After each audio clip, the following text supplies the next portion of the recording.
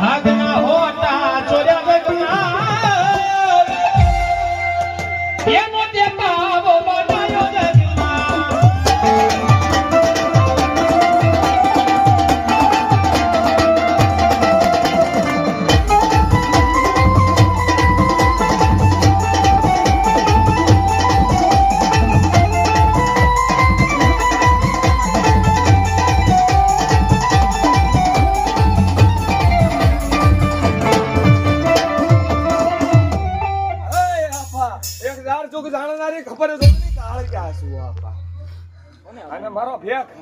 મારો માથાનો તાજ